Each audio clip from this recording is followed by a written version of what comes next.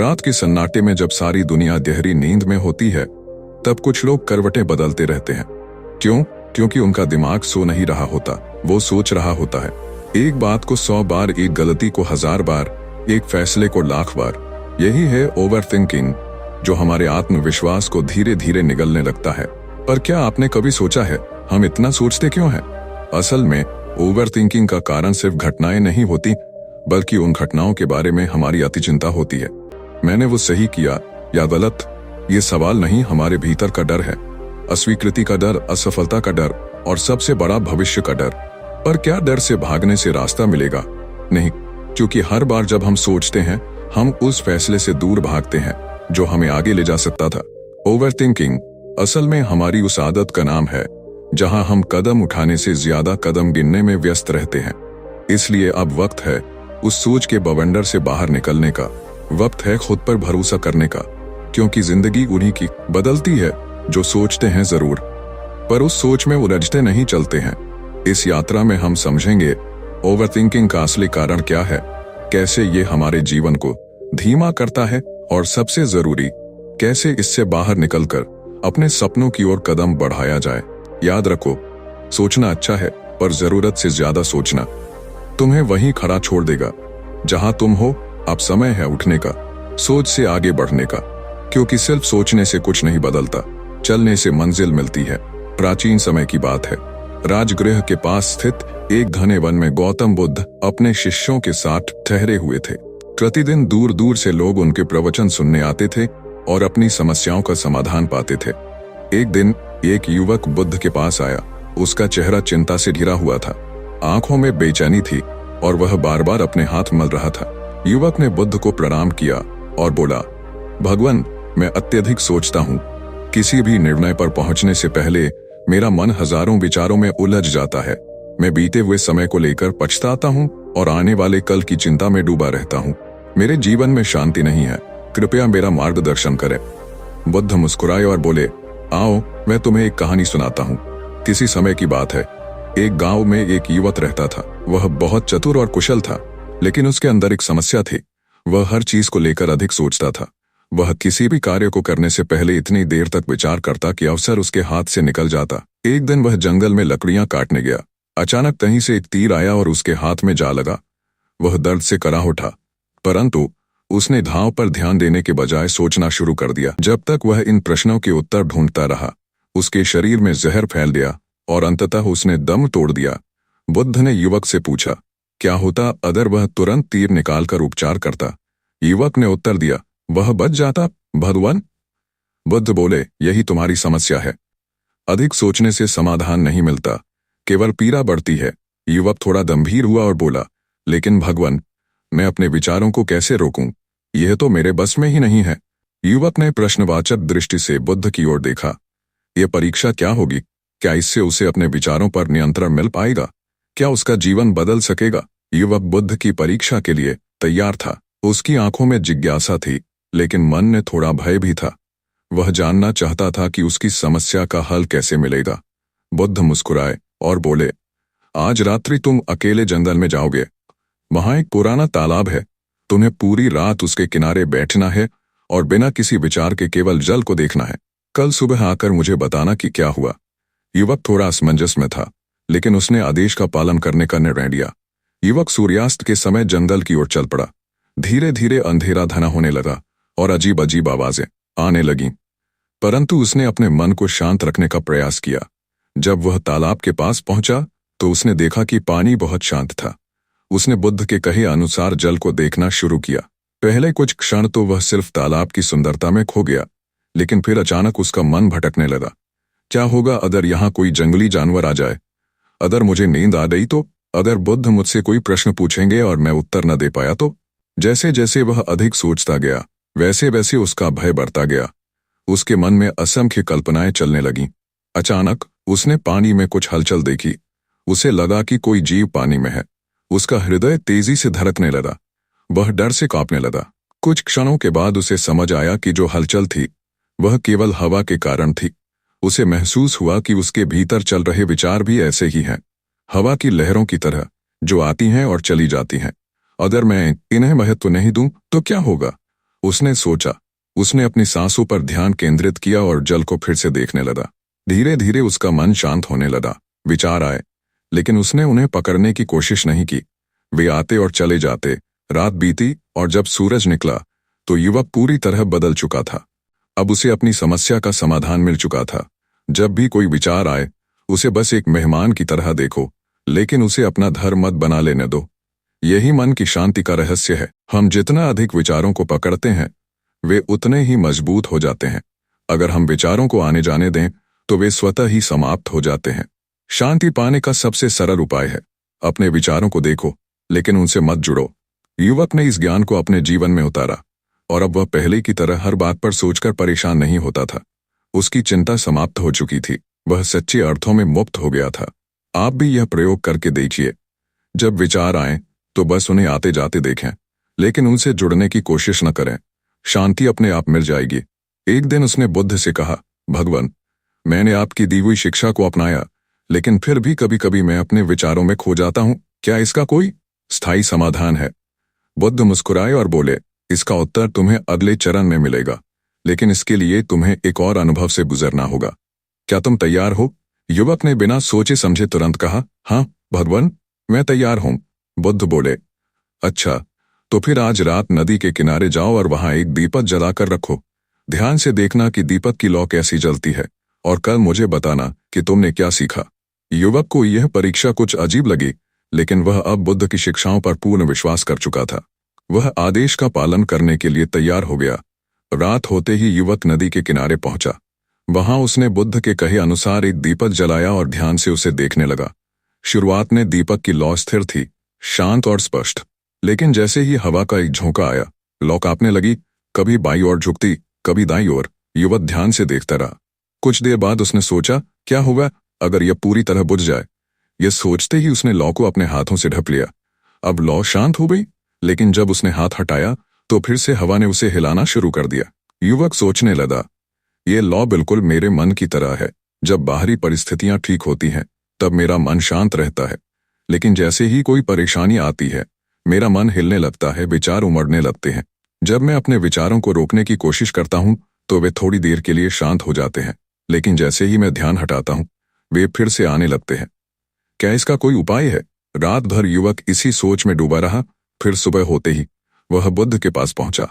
युवक ने बुद्ध से कहा, भगवान, मैंने देख लिया कि दीपक की लौ मेरे मन के समान है, लेकिन मैं यह समझ नहीं पाया कि इसे स्थायी रूप से शांत कैसे किया जाए। बुद्ध मुस्कुराए और बोले, अगर तुम चाहते हो कि दीपक की लौ हिले नहीं तो क्या कर सकते वो? युवक बोला, या तो मैं उसे किसी बंद स्थान पर रखूं या हवा को पूरी तरह रोक दूं। बुद्ध बोले, और अगर हवा बंद कर दी जाए तो क्या होगा? युवक सोच में पड़ गया, फिर धीरे धीरे बोला, अगर हवा ही ना हो तो लौ जलती ही नहीं। बुद्ध ने युवक की ओर देखा और बोले, यही उत्तर है। बुद्ध ने आगे समझाया, मन का असली स्वभाव विचार करना है, जैसे हवा का स्वभाव बहना है। जब तुम हवा को रोकने की कोशिश करते हो तो वह और तेज बहने लगती है। जब तुम मन को रोकने की कोशिश करते हो तो विचार और अधिक आते हैं, लेकिन जब तुम हवा को महत्व नहीं देते तो वह धीरे धीरे शांत हो जाती है। ऐसे ही जब तुम अपने विचारों को पकड़ना बंद कर देते हो तो वे स्वयं ही समाप्त हो जाते हैं। युवक ने सिर झुका दिया। उसे अब वास्तविक समाधान मिल चुका था। बुद्ध ने आगे कहा, तुम्हारा ध्यान हमेशा इस पर होना चाहिए कि तुम विचारों को पकड़ रहे हो या नहीं। जब तुम यह समझ जाओगे कि विचार अपने आप आते जाते हैं, तब तुम मुक्त हो जाओगे। मन की शांति पाने का यही एकमात्र तरीका है। 1. विचारों को रोकने की कोशिश करने से वे और अधिक बढ़ते हैं। 2. जब विचारों को महत्व नहीं दिया जाता तो वे अपने आप शांत हो जाते हैं। 3. मन की शांति पाने का उपाय है विचारों को देखना, लेकिन उनसे बंधना नहीं। 4. जैसे दीपक की लौ बिना हवा के स्थिर हो जाती है, वैसे ही मन बिना पकड़ने के शांत हो जाता है। युवक को अब स्थायी समाधान मिल चुका था। वह पहले की तरह अधिक नहीं सोचता था। उसकी चिंताएं समाप्त हो चुकी थीं और वह वास्तविक शांति को प्राप्त कर चुका था। अब यह ज्ञान आपके लिए भी है। जब भी विचार आए बस उन्हें देखिए, लेकिन उनसे बंधिए मत। शांति अपने आप मिल जाएगी। रात के 2 बज रहे थे। समीर करवटें बदल रहा था। उसकी आंखें छत की ओर टिकी थीं, मगर दिमाग में हजारों सवाल दौड़ रहे थे। क्या मैंने ऑफिस में बॉस से ठीक से बात की थी? कहीं वो बुरा तो नहीं मान गए? अगर उन्होंने मेरा प्रमोशन रोक दिया तो?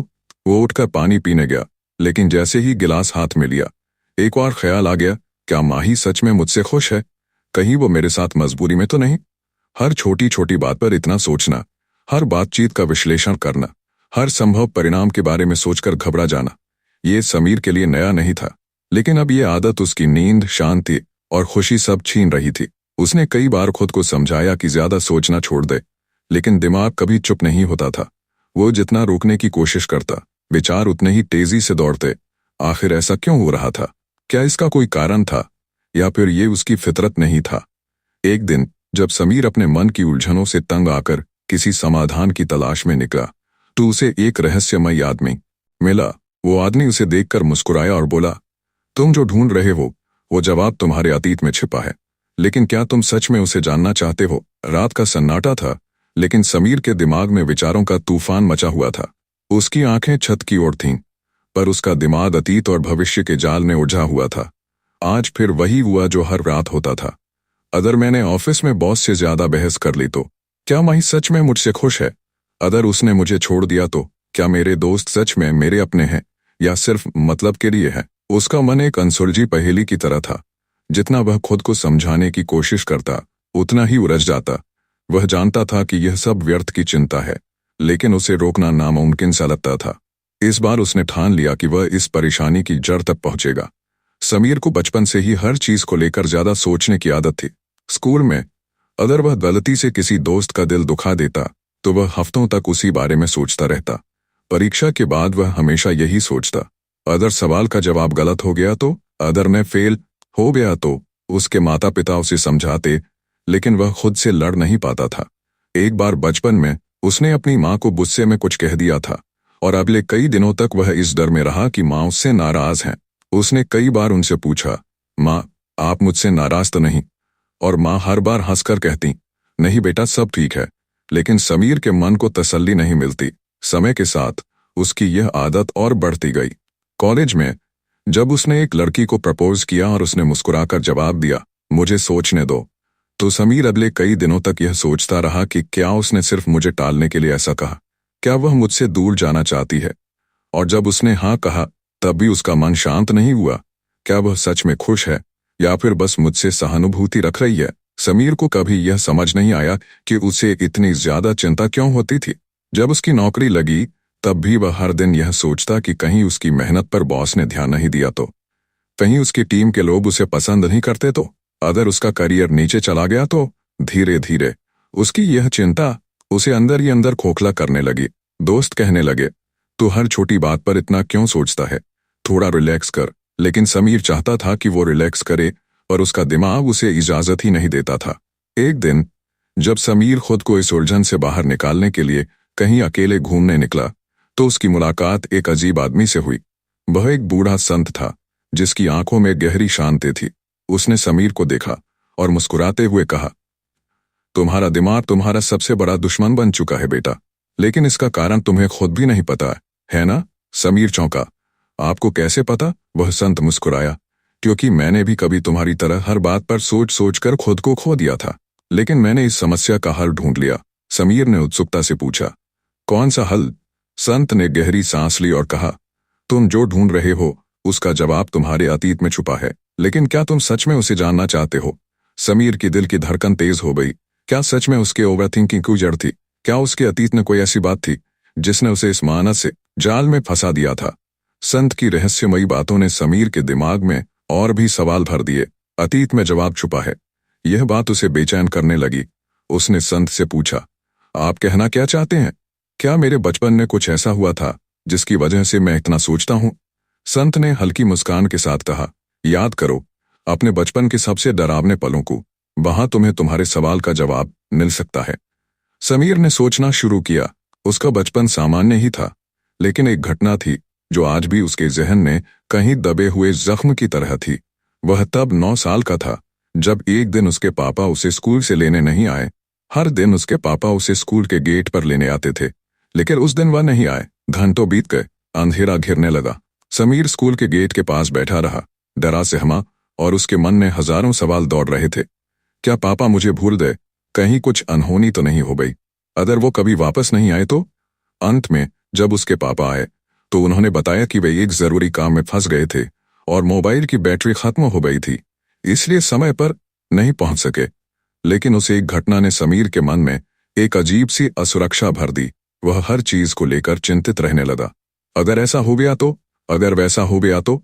उस दिन के बाद से जब भी कोई चीज उसकी अपेक्षा के अनुसार नहीं होती तो उसका दिमाग अनगिनत नकारात्मक संभावनाएं गढ़ने लगता। समीर ने संत की ओर देखा और कहा, हाँ, मुझे याद आया।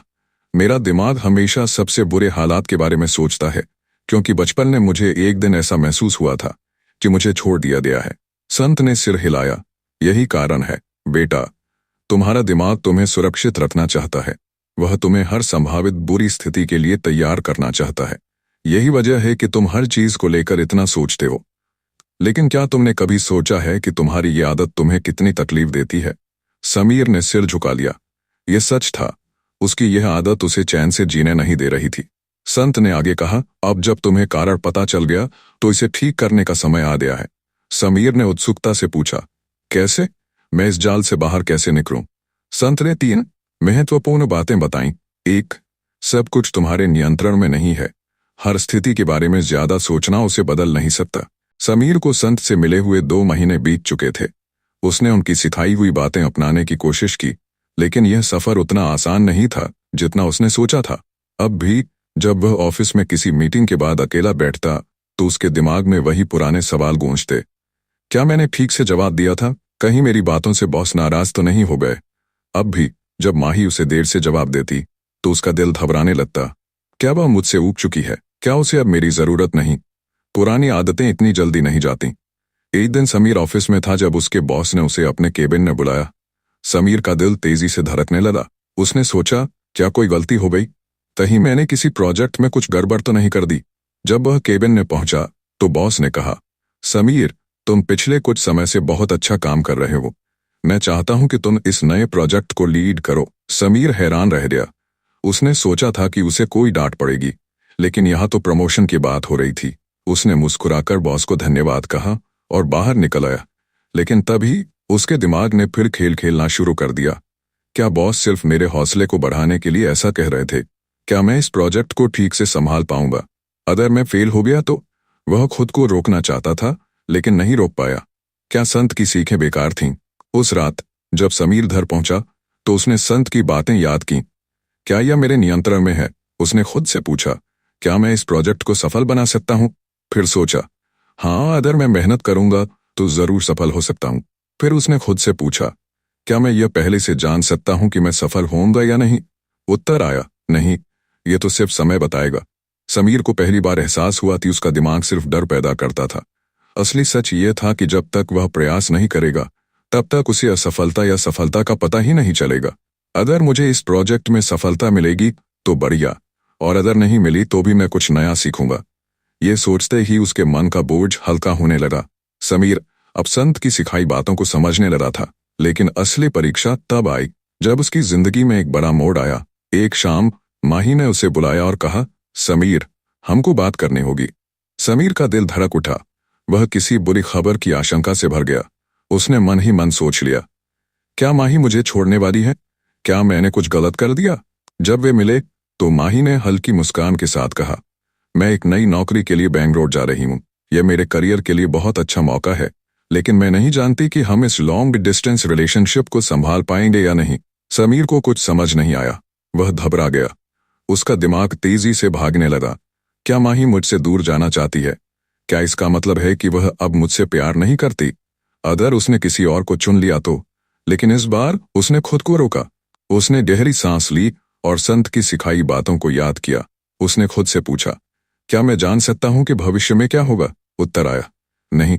उसने सोचा, अगर माही मुझसे प्यार करती है तो वह मेरे साथ रहेगी, और अगर नहीं करती तो उसे जाने देना ही सही होगा। लेकिन मैं अब इसी घबरा रहा हूं। मुझे बस वर्तमान में जीना चाहिए। उसने माही का हाथ पकड़ा और मुस्कुराकर कहा, तुम्हें यह मौका नहीं छोड़ना चाहिए। हम मिलकर इस रिश्ते को संभाल सकते हैं, लेकिन अगर कभी तुम्हें लगे कि चीजें काम नहीं कर रही हैं तो हम उस समय उसका समाधान ढूंढेंगे। अभी हमें फालतू की चिंता करने की जरूरत नहीं है। माही उसकी बात सुनकर चौंक गई। उसने कहा, पहली बार तुमने बिना ओवरथिंक किए कोई बात की है। समीर हंस पड़ा। हाँ, शायद अब मैं बदलने लगा हूं। समीर जानता था कि ओवर थिंकिंग की आदत रातों रात नहीं जाती, लेकिन उसने यह सीख लिया था कि जब भी उसका दिमाग अनगिनत सवाल पूछे, उसे एक पल रुककर खुद से पूछना है, क्या यह मेरे नियंत्रण में है? क्या इस बारे में जरूरत से ज्यादा सोचने से कोई हल निकलेगा? अगर जवाब नहीं है, तो उसे छोड़ देना ही सही होगा। समीर ने पहली बार अपनी जिंदगी में सुकून महसूस किया।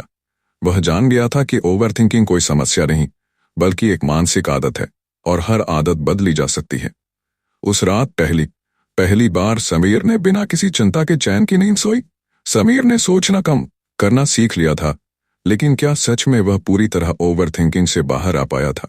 नहीं, आदतें इतनी जल्दी नहीं बदलती। हर बार जब उसे लगता कि वह ठीक हो गया है, जिंदगी कोई नया इम्तिहान ले लेती। माही बेंगलोर चली गई थी। पहले कुछ हफ्ते तक सब कुछ ठीक चला। वे वीडियो कॉल पर बातें करते, एक दूसरे की जिंदगी के अपडेट शेयर करते, लेकिन धीरे धीरे माही के जवाब देर से आने लगे। पहले वह हर सुबह गुड मॉर्निंग कहती थी, अब कभी कभी पूरा दिन निकल जाता और वह सिर्फ सॉरी, बिजी थी कहकर बात खत्म कर देती। समीर के दिमाग में फिर वही पुरानी हलचल शुरू हो गई। क्या माही मुझसे दूर हो रही है? क्या वह अब भी मुझसे प्यार करती है? वही बेंगलोर में उसे कोई और तो नहीं मिल गया? वह जानता था कि उसे संत की बातों को याद रखना चाहिए, जो तुम्हारे नियंत्रण में नहीं है उसके बारे में ज्यादा मत सोचो। लेकिन यह कहना आसान था, करना मुश्किल। उस रात समीर बिस्तर पर लेटा था, पर नींद नहीं आ रही थी। उसके अंदर बेचैनी थी। उसके हाथ बार बार फोन की ओर जाते, लेकिन वह खुद को रोक लेता। वह माही को कोई जरूरत से ज्यादा परेशान करने वाला मैसेज नहीं भेजना चाहता था, लेकिन फिर भी मन शांत नहीं था। आखिरकार जब समीर से रहा नहीं गया, तो वह अगले दिन संत के पास पहुंचा। संत उसे देखकर मुस्कुराए और बोले, लगता है फिर से दिमाग में हलचल मची हुई है। समीर ने गहरी सांस ली। हाँ, मैं पहले से बेहतर हो गया हूं, लेकिन अभी भी कुछ चीजें मुझे अंदर से परेशान कर देती हैं। मैं सोचने से खुद को रोक नहीं पाता।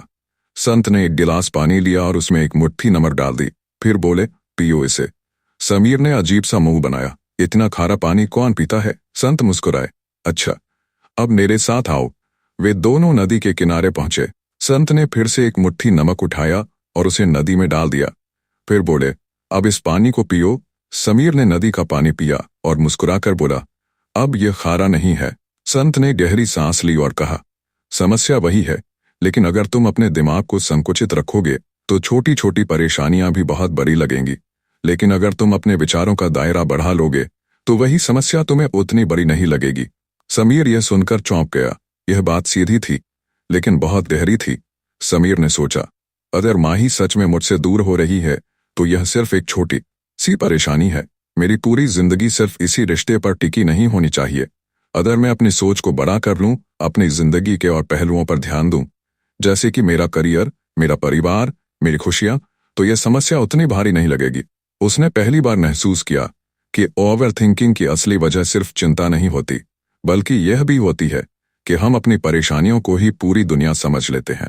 उस रात समीर ने माही को मैसेज किया, कैसी हो? माही ने 1 घंटे बाद जवाब दिया, थोड़ी बिजी थी, लेकिन ठीक हूं। तुम बताओ? समीर के अंदर हलचल नहीं हुई। उसने मुस्कुराकर जवाब दिया, मैं भी ठीक हूं, अपने नए प्रोजेक्ट पर फोकस कर रहा हूं। पहली बार उसने महसूस किया कि वह किसी और के जवाब पर अपनी मानसिक शांति निर्भर नहीं कर रहा था। वह अब अपने दिमाग को खुला रखने की कोशिश कर रहा था।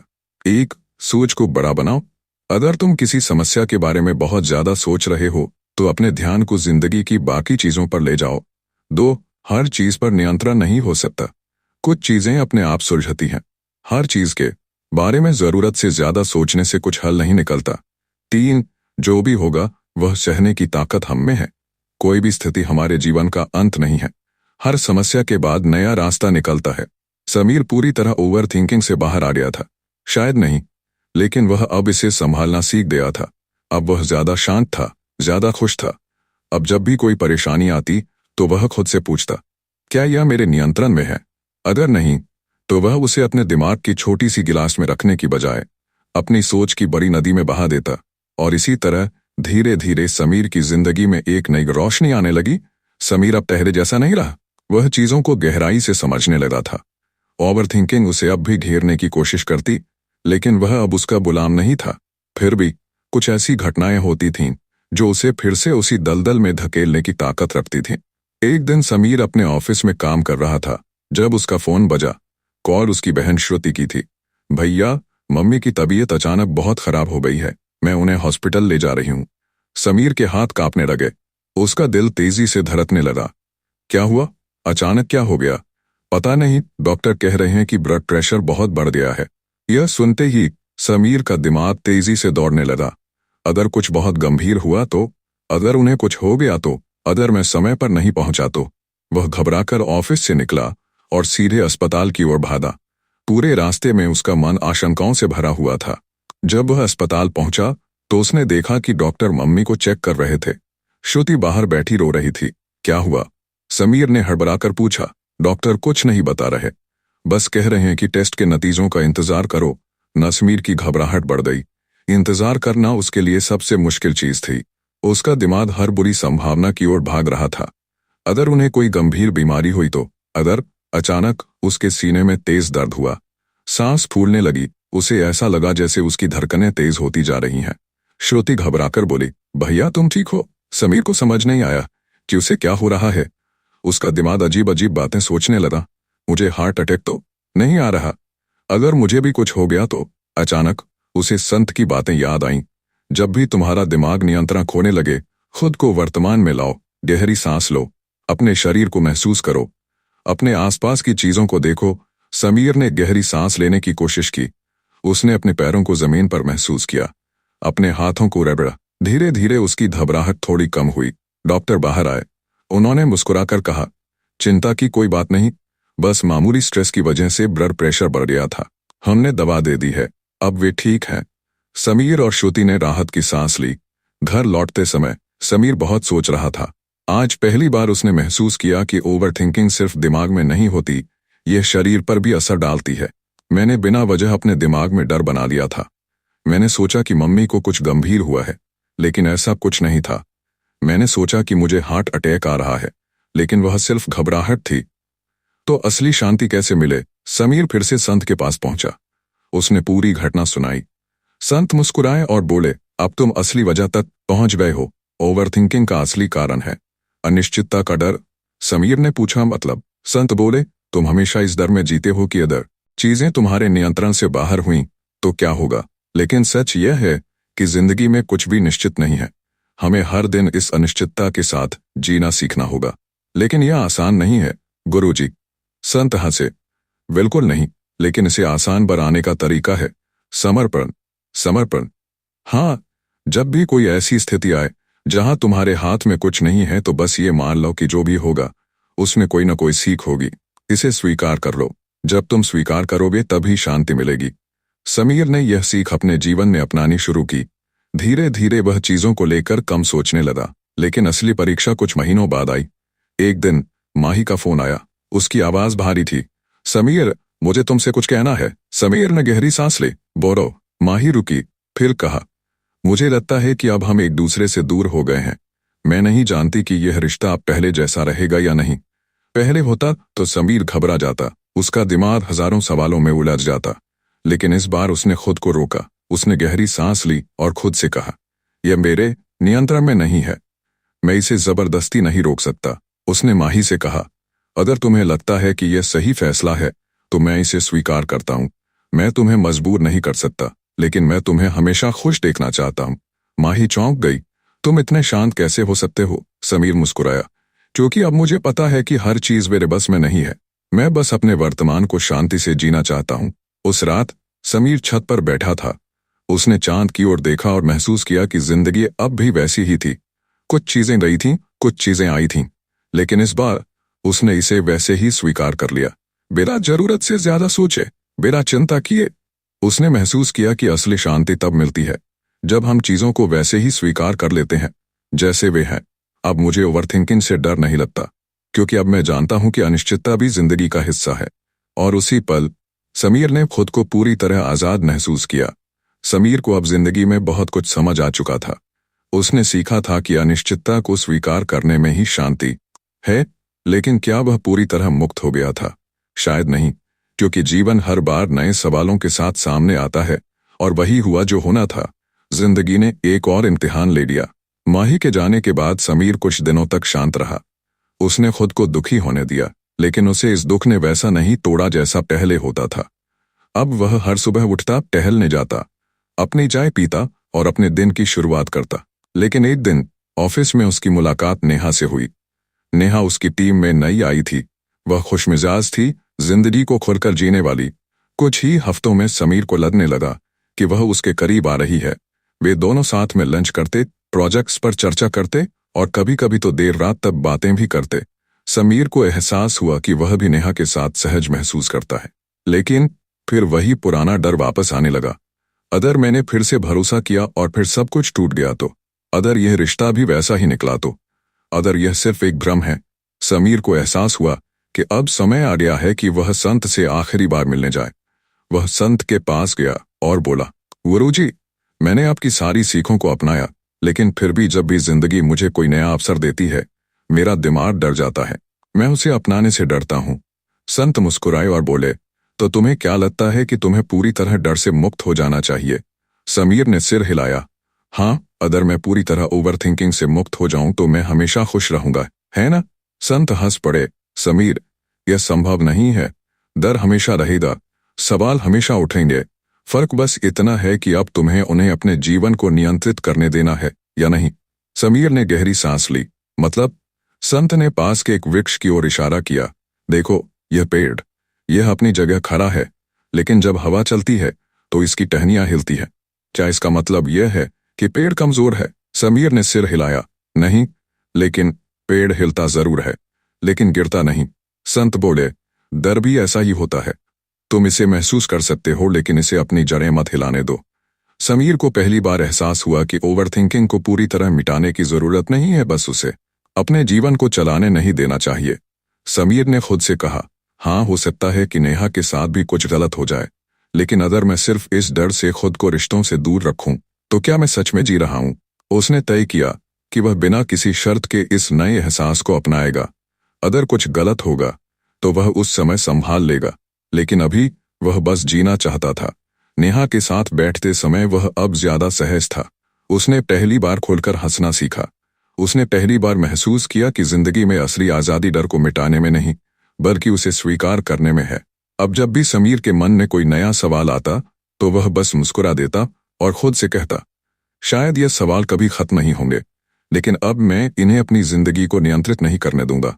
वह अब भी सोचता था, लेकिन अब वह सोच उसके जीवन को बर्बाद नहीं करती थी।